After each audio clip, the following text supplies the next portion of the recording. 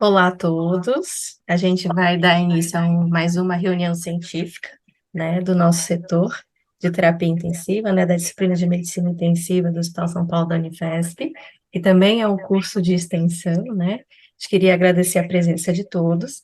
E hoje a gente tem o prazer, né, de ter um convidado aí super especial. É a primeira vez que está dando essa reunião de muitas outras, né, que a gente já sabe que vai poder pedir. É o Rafael Hortêncio Melo. Ele tem clínica médica pelo Hospital Geral Dr. Valdemar Alcântara do Ceará. Ele fez medicina intensiva no Sírio-Libanês. Ele fez. Ele é especialista aí pelo Elso em ECMO, preceptor da pós-graduação de medicina intensiva do Albert Einstein e é professor da pós-graduação de cardiointensivismo do CETROS. E ele vai falar um pouquinho para nós sobre análise ultrassonográfica do tamponamento cardíaco. Obrigada. Muito boa noite, pessoal. Primeiramente, agradecer a Daniela e a doutora Flávia pelo convite, né? Como eu disse, para mim é uma honra estar lecionando aqui para a Unifesp.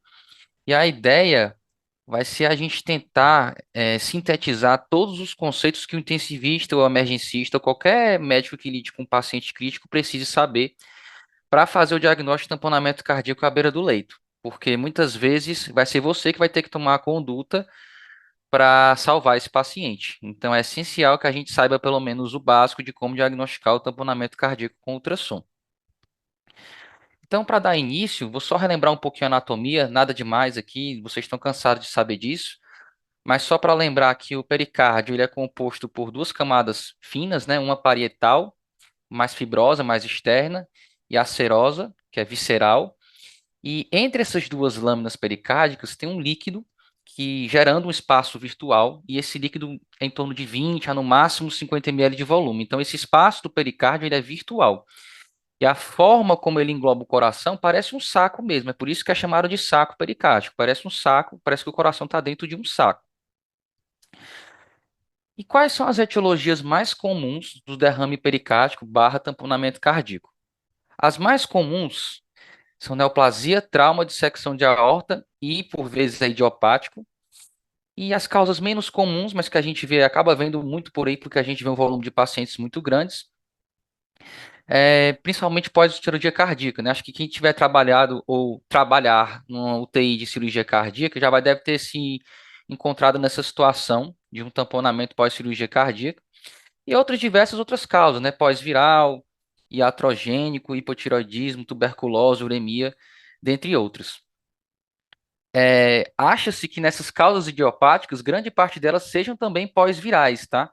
É porque muitas vezes a gente não consegue fazer o diagnóstico etiológico do vírus e fica como idiopático, mas acho que grande parte desses idiopáticos aqui sejam pós-virais também. E aí a gente pode classificar o derrame pericárdico com relação a início, dimensão, distribuição e composição. Então, ele pode ser agudo, subagudo ou crônico. Aqui eu vou enfatizar um pouquinho os derrames neoplásicos ou secundários a, por exemplo, uma radioterapia. Acho que são os mais frequentes nessa classe aqui. Dimensão, como a gente vai ver um pouquinho na questão da mensuração com eco, pode ser classificado em leve, moderado ou importante. Ele pode ser circunferencial, que é a grande prevalência do derrame, ele é circunferencial, a maioria dos derrames são circunferenciais. Loculado fica restrito principalmente aos pacientes no pós-operatório de cirurgia cardíaca ou quando é iatrogênico. E ele pode ser composto por exudato ou transudato, a depender da etiologia. Com relação à quantificação de derrame pericárdico, ele é, inclusive, mais acurado do que a tomografia de tórax para ser mensurado. Esse estudo aqui de 2011 comparou a acurácia da mensuração de derrame pericárdico de ecotranstorácico versus a tomografia. Então, assim, os pacientes tinham o derrame mensurado, né, pelos dois métodos, e depois o derrame ele era drenado e você batia para ver ali qual que tinha a maior correlação com o derrame drenado. E, de fato, o eco transtorácico teve mais acurácia do que a tomografia para quantificar o derrame pericárdico. E o eco, então, me adiantando um pouco, ele é uma ferramenta essencial, crucial, mais do que qualquer outra, para o diagnóstico e manejo do derrame e do tamponamento. Não só porque ele é mais acurado, porque é com ele que você também vai exercer a terapêutica. E como é que a gente vai quantificar esse derrame? Principalmente durante a diástole, sempre tentando pegar o diâmetro máximo de ponta a ponta das duas lâminas pericárdicas.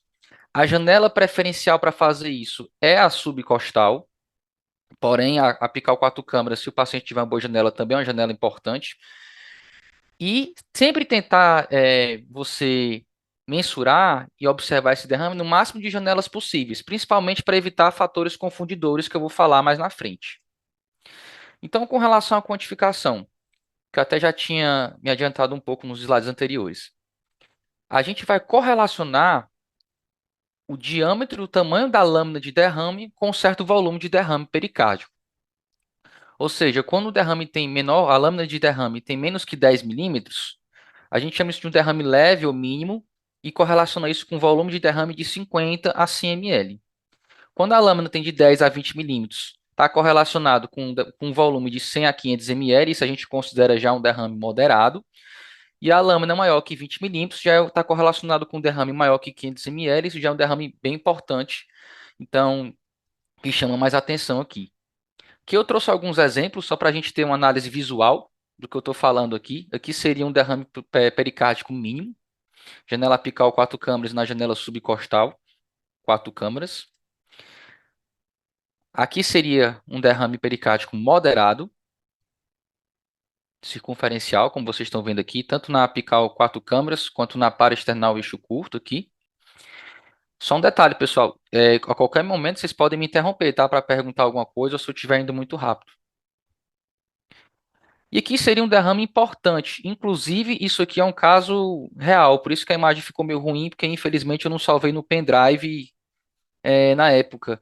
Mas o cirurgião jurou por Deus que a causa do derrame não foi o marca-passo que ele passou. O fio do marca-passo está aqui, ó. Derrame aqui, como vocês estão vendo, com 24 milímetros, espessura, um derrame importante. Isso aqui a gente drenou a beira do leito. O paciente já estava com critério de restrição de câmaras direitas, que eu vou falar mais na frente para você, já estava tamponando. Então, precisou ser drenado à beira do leito. E aqui é o swing heart, né, que a gente chama de o coração que está nadando no derrame pericárdico. Isso aqui é aquele coração que você vai ter aquele eletrocardiograma com o fenômeno de alternância elétrica. Já é o coração que está na iminência de parada cardiorrespiratória. Isso aqui tem que ser drenado imediatamente à beira do leito. Então, isso aqui é um estágio do tamponamento gravíssimo já aqui.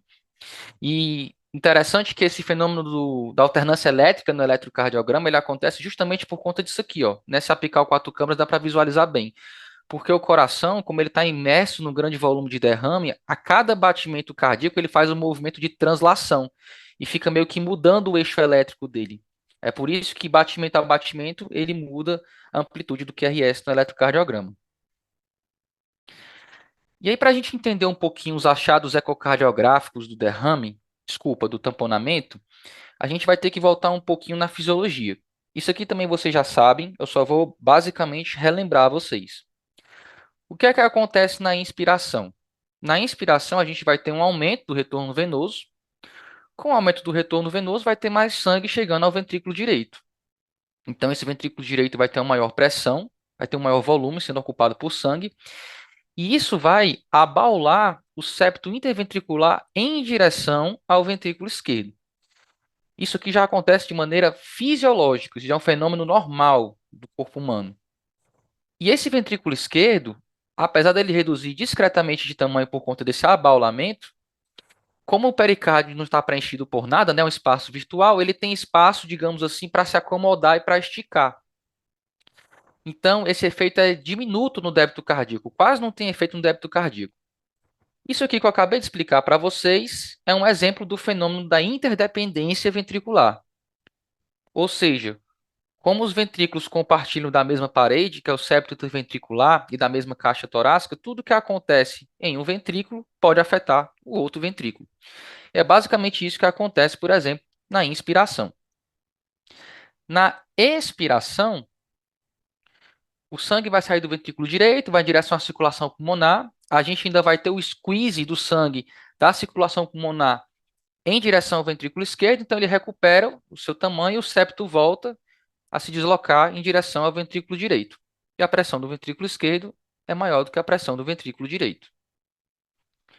Tudo certo por aí, isso é fisiológico. Como eu falei para vocês, isso acontece de maneira normal no nosso corpo.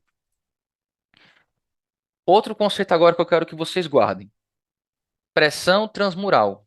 O que é pressão transmural? Pressão transmural, isso aqui é um conceito que se aplica a tudo, por exemplo, até os alvéolos e etc., é sempre a pressão que está dentro da câmara menos a pressão que está sendo aplicada fora da câmara. Imagine isso como um vetor. Então, por exemplo, a pressão transmural vai determinar o tamanho e enchimento das câmaras cardíacas. Então, a gente pode chamar até de pressão de enchimento aqui também.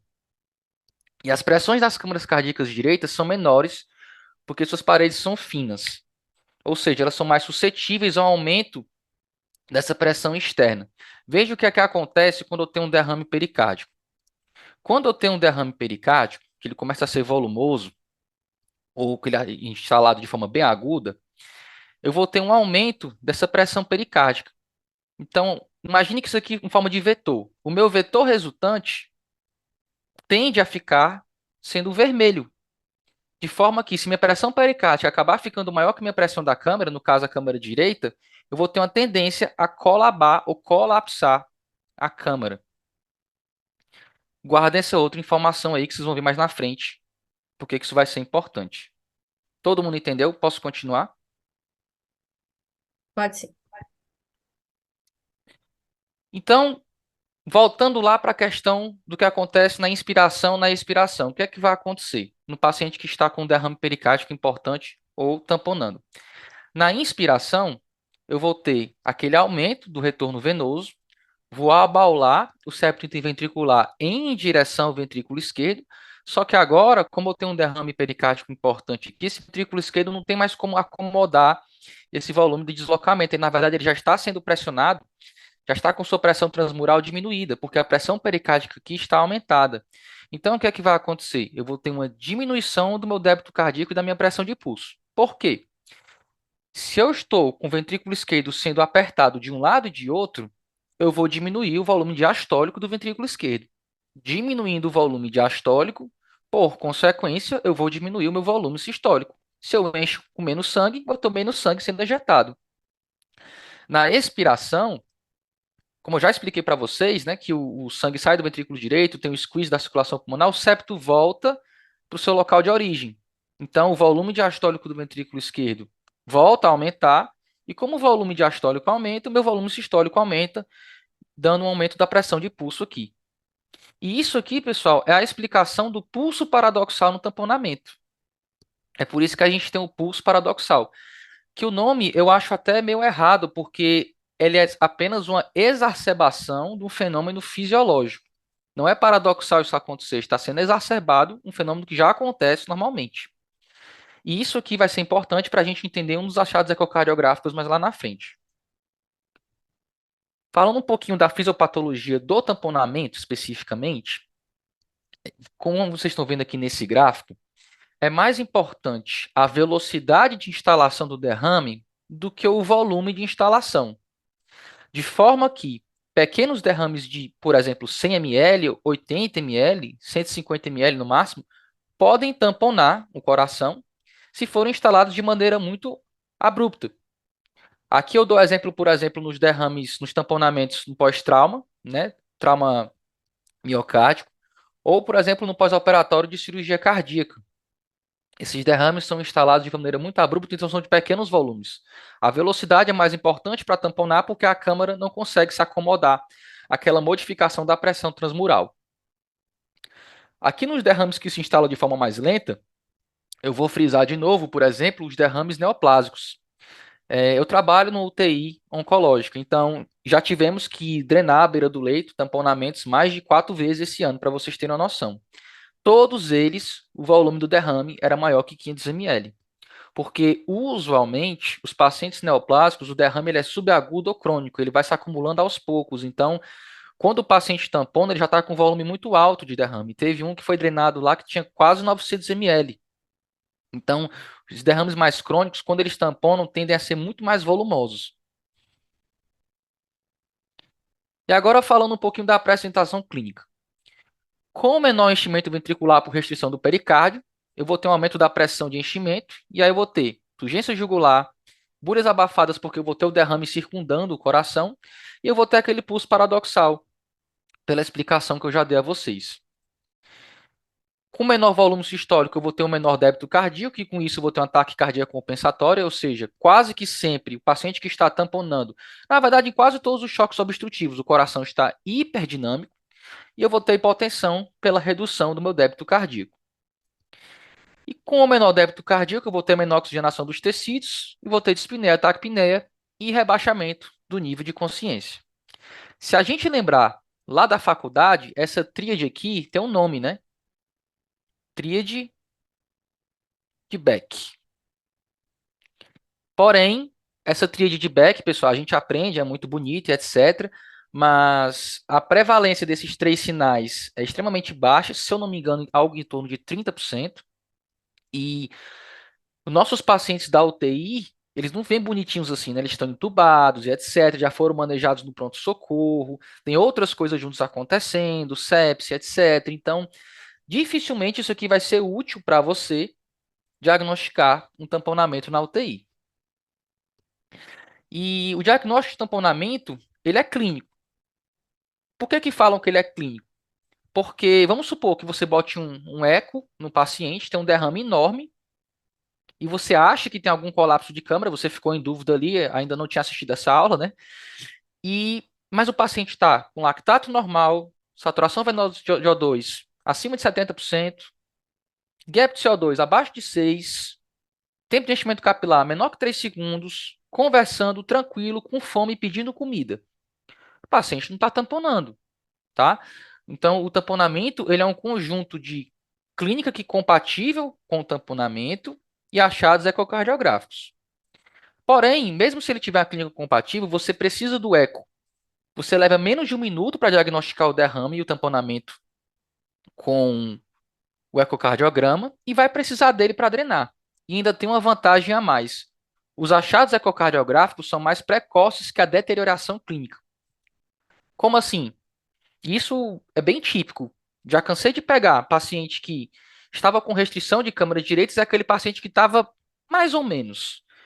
Tem enchimento capilar limítrofe, o lactato um pouquinho tocado, o TLSVO2 está começando a baixar, taquicardia, 110 de frequência, ou seja, ele já está demonstrando que está com sinais de compensação e de sofrimento de microcirculação, mas ainda não está francamente ruim, em pleno choque obstrutivo. Então, quando a gente identifica alguns parâmetros no ecocardiograma, que eu vou mostrar para vocês, a gente consegue se antecipar a essa grande piora dele, porque quando ele piora demais desse ponto, pode chegar até uma parada cardiorrespiratória, né? Então, os achados ecocardiográficos são um pouco mais precoces que o paciente ficar muito ruim. Agora, como é que a gente vai determinar se um derrame é relevante? Com os achados do ecocardiograma que eu vou falar para vocês agora, a depender da causa do derrame, por exemplo, qualquer derrame pericárdico advindo de um politrauma tem que explorar a cavidade. Por exemplo, só um exemplo para vocês entenderem por que a causa é importante. E o tamanho também, né? A gente sabe que, apesar de que a velocidade de instalação do derrame é mais importante para o tamponamento do que o volume, é óbvio que derrames maiores têm maior probabilidade, maior chance de tamponar. Isso é meio lógico, né? Então, a gente juntando todos esses três dados, a gente consegue dizer se aquele derrame ele é relevante ou ele é algo que não vai me preocupar. E agora chegando na parte mais interessante, ao meu ver, que são os achados ou ecocardiogramas alpocos. Esses aqui são os conjuntos de achados que a gente vai falar hoje. O colapso de átrio esquerdo eu deixei aqui porque é ilustrado nos livros, etc., mas a gente não vai falar sobre isso, tá? Isso aqui acontece em casos muito específicos de tamponamento. Provavelmente vocês nunca vão ver isso aqui na vida de vocês, nem eu nunca vi. Vamos começar pela veia cava, que infelizmente é uma coisa que muita gente usa para o que não devia, que é para ver fluido, responsividade, etc., e esquece de usar quando vai tentar diagnosticar um tamponamento. Pessoal, pensem comigo. Se eu tenho um tamponamento, vou ter um aumento da pressão transmural do compartimento, todos os compartimentos do coração, né? Estou falando de tamponamento com derrame circunferencial, por exemplo. Vocês concordam comigo que eu vou ter invariavelmente um aumento de pressão de átrio direito? Porque ele vai estar sendo comprimido? Então, se eu tenho um aumento de pressão do ato direito, isso vai ser a primeira coisa que vai acontecer quando o paciente está tamponando. Tanto que é por isso que a veia cava, veia cava túrgida, com colapso menor que 50%, tem uma altíssima sensibilidade para o tamponamento, especificidade baixa. De forma que, se a gente for ler nos livros de ecocardiograma, etc., eles citam que se o paciente tem um derrame pericárdico e a veia cava está normal, você pode virtualmente descartar tamponamento. Entendam aqui a veia cava como se fosse um PVC. Então, como é que eu tenho um tamponamento com um PVC de 8, um PVC de 6? Então, é muito improvável. Então, isso aqui tem que ser a primeira coisa que você tem que olhar se você tiver em dúvida se aquele derrame pericárdico está tamponando o seu paciente. Claro, existem exceções. Quais? Ela pode estar normal se você tiver uma hipovolemia severa associada. Já peguei um caso assim, foi no pós-ópera de cirurgia cardíaca, o paciente chegou bem hipovolêmico, a gente começou a ressuscitar, ele melhorou parcialmente, depois começou a piorar. A gente desmascarou o tamponamento e depois ressuscitou volemicamente esse paciente. E de fato, no início, a veia cava dele estava normal. Mas são casos mais raros, né? Ou se você tem um derrame loculado nas câmaras esquerdas, e aqui é mais frequente nas pós-operatórios de cirurgias cardíacas. E aí, como você tem um derrame que ele é localizado nas câmaras esquerdas, ele vai estar comprimindo apenas as câmaras esquerdas e não as câmaras direitas. Então, eu não vou ter aumento da pressão do átrio direito. Então, minha veia cava vai estar normal. Mas são casos de exceção. Veia hepática. Isso aqui é um pouco mais difícil, tá? Por que que eu coloquei aqui nessa aula? Porque tem um conceito que eu gosto muito, inclusive, que é o conceito que tem surgido cada vez mais e deve ganhar mais espaço. Fiquei até sabendo que vai ganhar um trabalho secundário no Andromeda Shock 2, que é o conceito do Vexus, né? Que é avaliar a fluidotolerância da congestão venosa do lado direito, nossa circulação hemodinâmica. E um dos conceitos do Vexus é avaliar o padrão de Doppler da veia hepática. Isso aqui é antigo, tá, pessoal? Isso aqui não surgiu com o Vexus, mas como provavelmente muitos de vocês vão ser introduzidos a esse conceito de Vexus, vão utilizar, talvez vocês consigam fazer mais, utilizar mais, lançar mais mão dessa artimanha aqui, desse outro parâmetro ecocardiográfico para diagnosticar o tamponamento também. Tá? E que parâmetro é esse? Basicamente é a onda D do Doppler hepático reduzida ou reversa. O Doppler hepático, para quem não tem o conhecimento dele, basicamente ele é composto de duas ondas abaixo da linha, tá? Onda S, onda S representando a sístole e onda D representando a diástole. Só para vocês entenderem rapidamente, eu não vou perder muito tempo aqui, até porque eu sei que isso aqui tem que ser dado uma aula só para falar um pouquinho do Doppler hepático. Aceitem que tudo que está acima dessa linha é o fluxo de sangue indo em direção ao fígado e tudo que está abaixo é o fluxo de sangue indo em direção ao coração. O que é que vai acontecer? O ventrículo direito, na diástole, ele relaxa para receber o sangue. Vocês concordam comigo? Quando o paciente está tamponando, esse ventrículo direito vai estar sendo comprimido. Então, ele não vai relaxar, na verdade, ele vai estar com a pressão aumentada. É por isso que o fluxo de sangue, a onda D, diminui porque está indo menos sangue, digamos assim, para o ventrículo direito, porque tem muita pressão sendo exercida sobre o ventrículo direito. De forma que, a depender da fase do tamponamento, essa onda D pode até ser reversa, ou seja, o sangue não só ele não vai, mas como ele volta, né? Causa uma pressão, digamos assim, uma onda de reflexão reversa para o fígado. E é por isso que acontece essa onda D diminuída ou reversa. Tem uma sensibilidade de 82% e uma especificidade de 88% para tamponamento cardíaco. Quando é que isso vai ser útil? Quando você não tem as janelas adequadas para utilizar os outros parâmetros, que são os mais clássicos, que eu vou falar aqui mais agora na frente. E, por exemplo, aqui eu cito de novo cirurgia cardíaca. Às vezes, a única janela que você tem é a hepática, por causa dos drenos e etc., curativos. E pela janela hepática, a gente consegue ver a veia cava, né, pela janela transhepática, e consegue ver a veia hepática. Então, por vezes, se você está suspeitando de tamponamento, conseguiu só aquela janela meia boca e viu que tinha um derrame ali, mas não consegue fazer nenhum parâmetro ecocardiográfico de tamponamento, se você consegue ver isso e consegue ver a veia cava, você já consegue diagnosticar um tamponamento. Então, vale a pena a gente ter conhecimento disso. Posso seguir? Pode sim, pode sim. Sim, Rafael. Oi. Pode Ah, seguir? tá bom. Vamos falar agora dos sinais mais clássicos, que talvez você já tenha até ouvido falar ou tenham visto. Começando pelo colapso de átrio direito. Classicamente, ele é descrito como no início da sístole ou fim da diástole. Vai depender da referência que você pegar. Usualmente, o mais frequente é ser descrito como no início da sístole. Entenda uma coisa, pessoal. Agora eu volto àquele conceito da pressão transmural que eu falei para vocês. Com o conceito da pressão transmural, fica bem fácil de entender que esses colapsos de câmaras direitas, eles acontecem no momento em que a câmara tem menor pressão. É por isso que no átrio é no início da sístole e no ventrículo, já me adiantando, vai ser na diástole. Porque quando a câmara tem menor pressão, a pressão transmural, a pressão pericárdica meio que supera a pressão intracamaral. E aí a pressão transmural fica negativa, ou seja, o vetor resultante é aquele vetor do derrame pericárdico, do tamponamento. Então a câmara tende a colabar. Por isso que eu falei que a gente ia precisar desse conceito de pressão transmural para entender esses achados aqui. É um dos achados mais sensíveis, só pede para ver a cava. E se ele acontecer, a duração dele for maior que um terço do ciclo, ele é altamente específico. Então ele fica não só sensível, mas específico. Mas isso aqui é um pouco mais difícil da gente conseguir diferenciar, até porque por vezes o paciente está hiperdinâmico, então o ciclo tem uma duração muito pequena, a gente não consegue diferenciar tanto isso.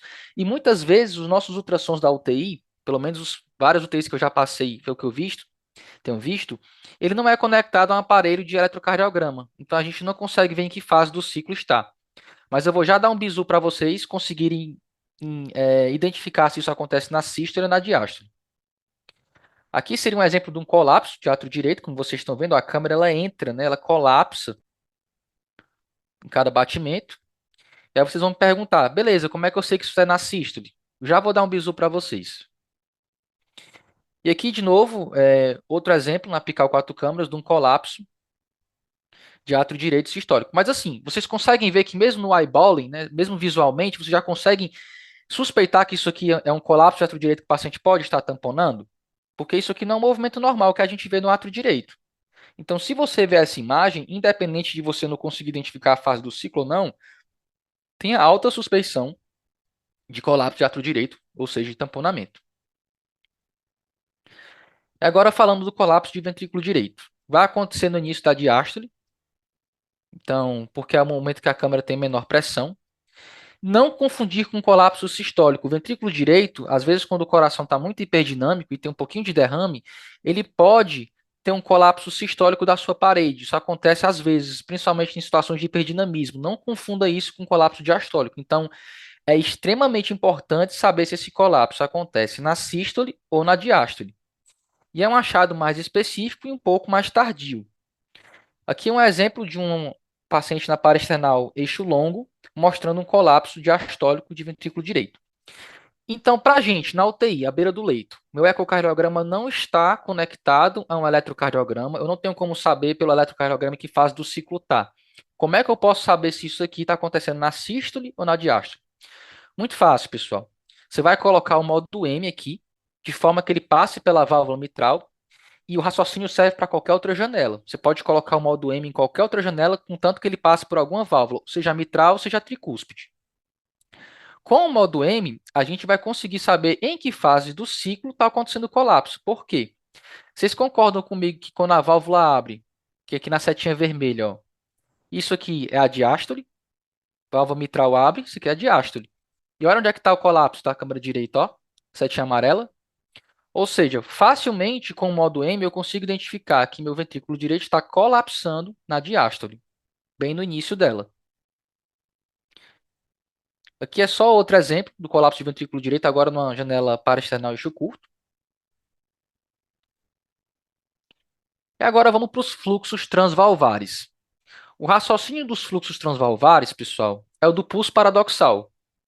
Isso aqui a gente até chama de pulso paradoxal ultrassonográfico, porque é a representação ultrassonográfica pelo Doppler pulsado do pulso paradoxal, daquele fenômeno que eu expliquei para vocês. Então, você vai setar o volume do Doppler entre 25 e 50 milímetros por segundo, vai observar a onda E, e esses parâmetros foram feitos para o paciente em ventilação espontânea, tá? Fora da ventilação mecânica. E você vai fazer a variação. a onda E máxima menos a mínima sobre a onda E máxima vezes 100. É uma variação em porcentagem. Sempre vai ser o máximo menos o mínimo sobre o máximo. A gente coloca isso em módulo, que fica mais fácil. Vamos facilitar isso aqui para vocês. Então, você vai no paciente na janela apical 4 câmeras, vai colocar os seus vetores de Doppler, tanto na válvula tricúspide quanto na válvula mitral, logo na iminência da sua abertura, ou seja, logo onde os folhetos se abrem, e você vai ter essa imagem aqui. Né? A característica padrão do Doppler da válvula mitral e tricúspide são duas ondas pontiagudas, assim, a gente chama de onda E e onda A. E a gente vai ver, observar a variação da onda E, que é a maior onda. Seja com a expiração ou inspiração. O que é que vai acontecer? Na mitral, na inspiração, essa onda E vai diminuir e na tricúspide vai aumentar. Fica bem fácil de saber por quê, né? Na tricúspide, câmara direita, na inspiração tem um aumento do retorno venoso, então vai ter um aumento de sangue na válvula tricúspide na inspiração. E por consequência, na válvula mitral vai ter uma diminuição, pelo aquele fenômeno que eu já expliquei para vocês, da interdependência ventricular e do pulso paradoxal. Qual o valor de corte dessa variação aqui? Na mitral, se maior ou igual a 25%, é tamponamento. Porém, não é patognomônico. Primeiro de tudo, a gente tem falsos negativos, ou seja, que isso aqui não bate 25%. Se o paciente tiver um derrame loculado, um IC esquerda grave, porque o fluxo é muito baixo, insuficiência aórtica importante, ou estiver em choque severo. E ele pode dar positivo e não ser tamponamento em alguns outros casos, que são os tamponamentos mímicos, né, que eu vou falar um pouco mais na frente. DPOC ou asma grave, HP, disfunção de VD crônica e choque obstrutivo de outra etiologia, como, por exemplo, um TEP maciço, pneumotórax, etc. Na tricúspide, como eu falei para vocês, o fenômeno ele ocorre de forma inversa, né, pela direção do fluxo de sangue. E o valor de corte é outro. O valor de corte é maior ou igual a 40, a 50%, tá? Que acabou não saindo no slide aqui. Então, na mitral é maior ou igual a 25%, na tricúspide é maior ou igual a 50%. E as causas de falso negativo e falso positivo são as mesmas da mitral. Tudo bem até aí? Assim, E agora vamos ter cuidado com as cascas de banana. E isso aqui a gente só vai ficar craque em não cair nessas cascas de banana, realmente botando a mão na massa. A gente tem que ver alguns casos, janelar, porque a gente tem que vivenciar isso para não cair nessas cascas de banana. Primeiro de tudo, quando o paciente ele já está, por exemplo, anasarcado, não confundir outros, digamos assim, derrames de outras cavidades com o derrame pericárdico. Por exemplo, aqui é um ascite. Isso aqui não é um derrame pericárdico, tá?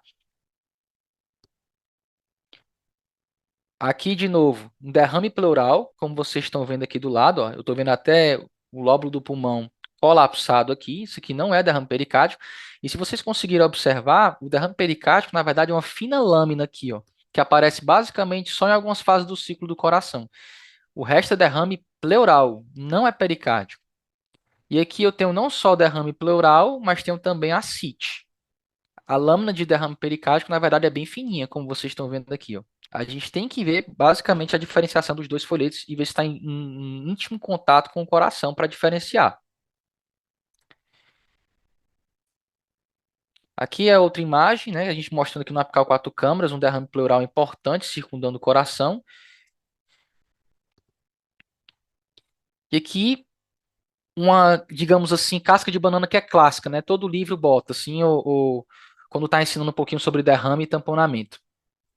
Que é na janela paraesternal eixo longo, a gente diferenciar se o derrame ele é pleural ou ele é pericárdico. E aí tem sempre um bizu que falam que tudo que tiver acima da aorta é pericárdico, como vocês estão vendo aqui do lado direito. Tudo que tiver abaixo da aorta é pleural. Eu não gosto muito desse bizu, porque, por exemplo, aqui nessa imagem da esquerda, se vocês forem observar, não fica muito claro se está em cima ou abaixo da aorta, né? A aorta está bem aqui, às vezes a gente nem consegue ver a aorta direito.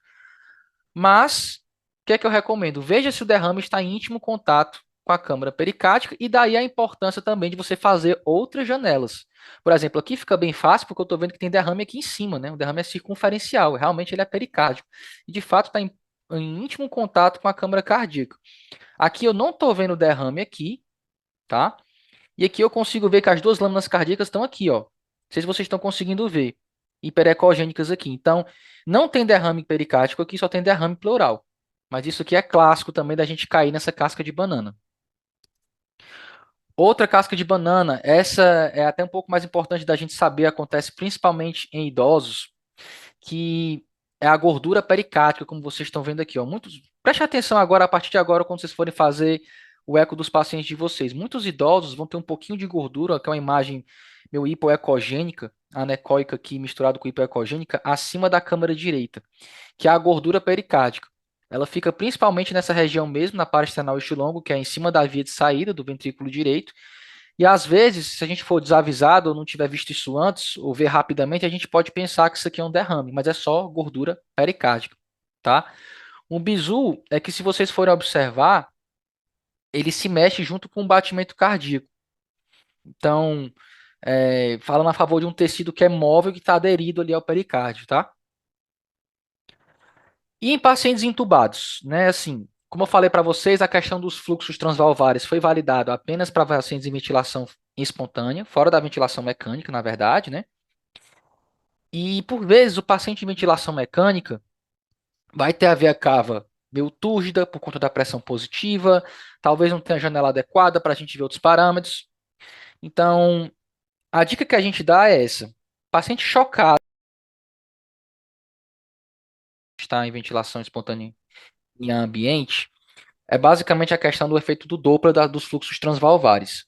Aquela variação, aquele valor de corte de 25, 50%, ele foi feito para pacientes em ventilação em ambiente, né? Não foi feito para pacientes em pressão positiva. Então, de fato, eu não posso utilizar aquele valor de corte, em teoria, para os pacientes em ventilação mecânica. Mas a questão do colapso de câmaras, isso não muda. Tanto faz ser em ventilação mecânica ou ser em paciente em ambiente. Se o paciente vai tamponando, vai colapsar a câmara do mesmo jeito. Não tem diferença, tá? O pulso paradoxal vai estar invertido também, né, Rafael? Porque vai diminuir, na pressão positiva, você vai diminuir o retorno venoso na inspiração, né? Então, vai estar invertido a ins com a ex, né? Pressão negativa e pressão positiva. Mas a lógica vai ser a mesma, né? Vai estar invertido, mas assim, como a gente calcula em módulo, em teoria não faria diferença em inverter. Porém, os valores de corte, eles não são fidedignos para pacientes de ventilação mecânica. Tem até uma coorte que tentou analisar isso e fez outros valores de corte um pouquinho menores. Só que, assim, foi uma coorte, não é muito bem validado isso, não tem nos livros, então não acho que vale a pena a gente incorporar na nossa prática o paciente que está em ventilação mecânica, a análise dos fluxos transvalvares com Doppler. Uhum, O uhum. restante não, o restante tudo está valendo, é tudo igual.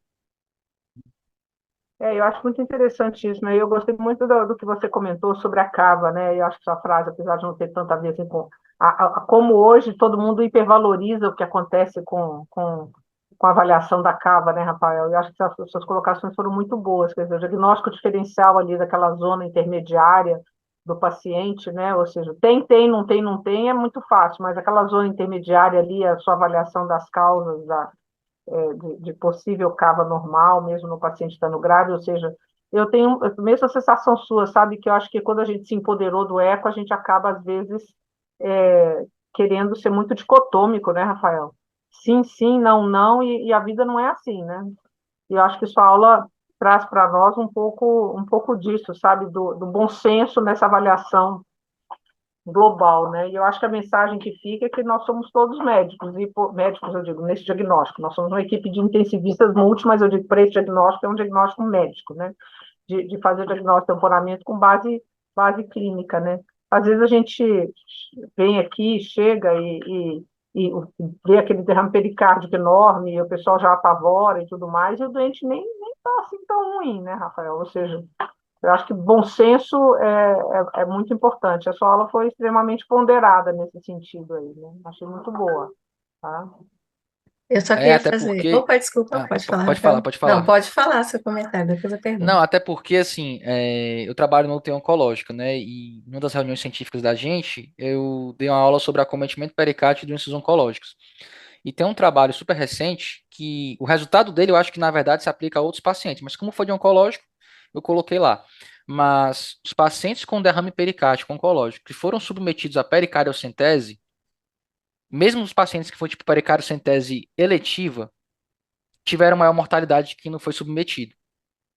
Conclusão do trabalho. Provavelmente, a pericardite centese foi mal indicada, teve mais iatrogenia, mais taxa de infecção.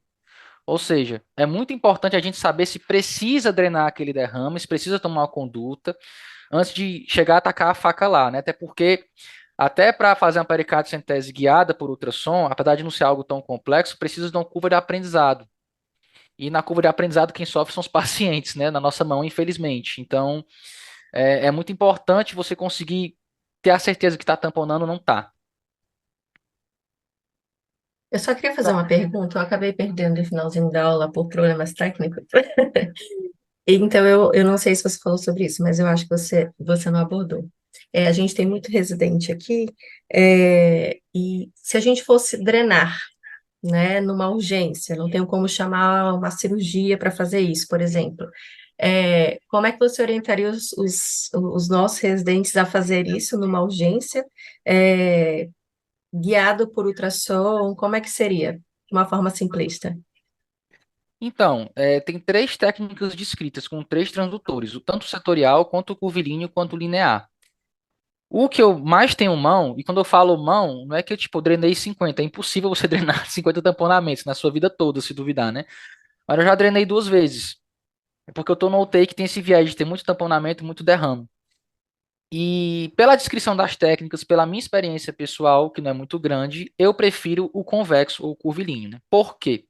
Porque quando a gente usa o setorial, o preset cardíaco dele dá muito artefato, você não consegue ver a agulha.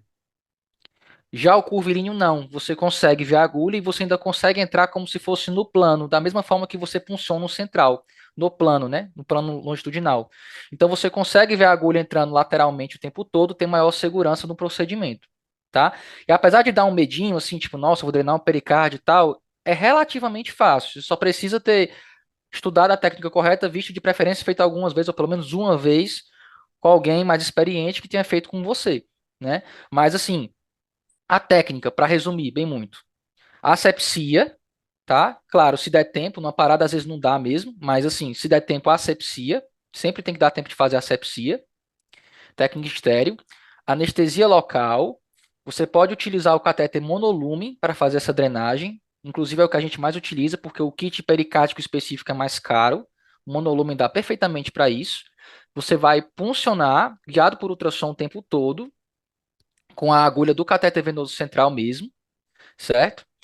Quando você achar que entrou, sugou um pouquinho do derrame pericárdico, vai enchilar 5 ml de soro no máximo, com solução salina agitada, para você fazer o bubble test, para saber que de fato sua agulha está lá dentro do pericárdio. Sendo positivo, vai passar o fio guia e vai introduzir o catéter lá. Usualmente você tem que medir a distância do subcutâneo até o pericárdio para saber quanto você vai introduzir de catéter e até de fio guia, né? Porque pode ter cuidado que o fio guia pode perfurar o ventrículo, alguma coisa do tipo. Mas usualmente é algo em torno de 7 centímetros, 8 centímetros, até 5 ou 4, a depender do paciente. E aí, deixa lá, suga. Se você tirando 60 ml de derrame, já vai aliviar o tamponamento, já é o suficiente para tirar o paciente do tamponamento. Imediatamente o paciente sai do tamponamento, já estabiliza. E aí você tira o máximo que você conseguir, deixa um dreninho lá, dá ponto no catéter normal e fica ali suas 24, 48 horas até ter pelo menos um volume menor que 50 ml de drenagem em 24 horas para você cogitar tirar. Claro, sempre repetindo o eco, né? Às vezes o dreno pode obstruir, etc. Mas é basicamente isso. Essa é a maneira que inclusive a Rava faz, tá? Beleza, eu acho que é isso. Quer fazer algum outro comentário, chefe? Não, acho que tá ótimo, Rafael. Foi muito boa a aula. Excelente. Obrigada, Rafael. A gente aprendeu muito. Espero que a gente não tenha tamponamentos para drenar, né, pelo bem dos pacientes, mas se a gente tiver, a gente vai arrasar. Boa. Obrigado, pessoal. Obrigada, Boa viu? noite para todos aí. Boa noite. Tchau, tchau. Obrigada a Tchau. todos.